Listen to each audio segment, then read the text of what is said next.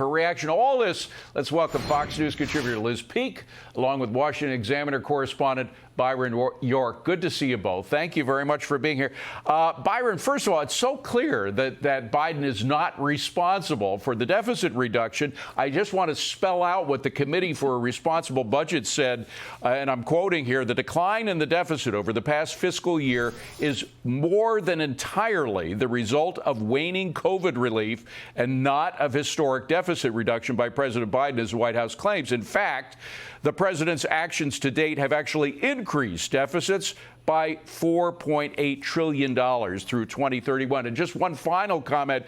Even Democrats like Steve Ratner says, and I'm quoting a tweet that he put out, he said the end of COVID relief accounted for all of Biden's historic deficit reduction in FY22. We need long-term fiscal sustainability, not apples to orange budget gimmicks. So how can he get away with this? There's no bragging rights here for the president. Well, he just said it. I mean, this was the most audacious thing that we've actually heard from him lately. We call it chutzpah, I suppose, if you want to. You know, the worrisome thing is the deficit that is left after this wonderful relief that Joe Biden has brought us, still about a $1.4 trillion deficit. That's kind of the new normal here. You know, a brief history of this.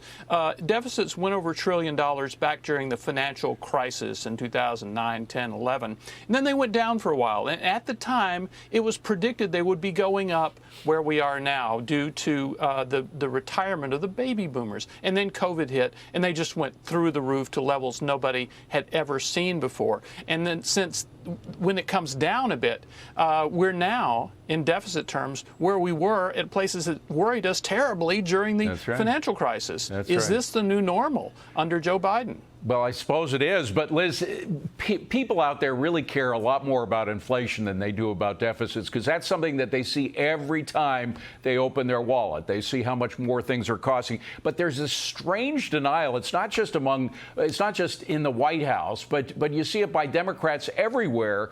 But starting at the White House, a denial that it's out there as strong as it really is. Let me just play a little montage of what some Democrats have been saying recently. Roll tape. Look at what I've inherited and what I've done. People talk about inflation, as I heard him there. We have to change that subject. Inflation is a global phenomenon. It's not, the fight is not about inflation. It's about the cost of living. I'll remind people, too, of a history lesson that there in the 1930s Germany, there was a candidate and there was a party that said they were going to do something about inflation. And they did do something about inflation. Inflation went away, but so did the democracy in Germany in the 1930s up until 1945. So, Liz, people who complain about inflation are really Nazis. That's what we're hearing from Democrats. Yeah, I'm trying to figure out the difference between the cost of living and inflation. I mean, of course they want to change the subject, David. Look, voters are not that stupid, and they know exactly what they're spending on rent, on food, on cars, et cetera. And it's gone through the roof since Joe Biden took office. Why?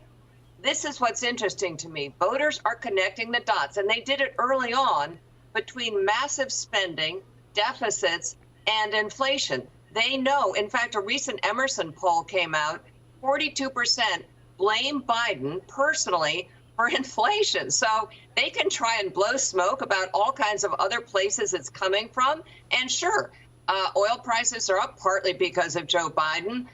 The war in Ukraine has hurt. But the fact of the matter is, Joe Biden has overseen, I pin it on the American Rescue Plan, the $1.9 trillion program that came out when the economy was already growing at 6%, all this stuff about how he inherited a bad economy. Right. It simply isn't true. The good news is people know it. Right. Well, and I don't know if they remember Byron, but as Liz said, I mean, he inherited an economy that was growing at 6%. We've now had 2 negative quarters this year.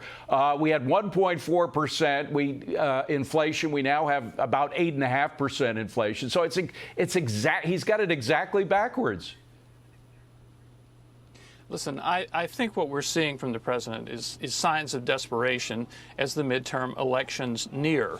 Every Democrat seems now to concede that brief period they had in the late summer in which they thought that the reaction to the Supreme Court's abortion decision would save them from defeat in November, that period is just over. And America remembers again that inflation is very, very high. And you just can't tell people not to think about it. Yeah. And we should also say there are other things going on that are terribly disturbing to Americans, not just the prospect of a recession in the future, but this terrible decrease in their 401ks. Oh, God. I mean, if you have your life savings in a 401k, you've lost a quarter of it in the last year. I've trained myself not to look. Liz, there's another disturbing thing that we're facing, by the way, and that's the signs of less and less cognitive ability by the president. We saw another example of that from MSNBC, an interview he did with them over the weekend. Let me just play that and get your reaction. Roll tape.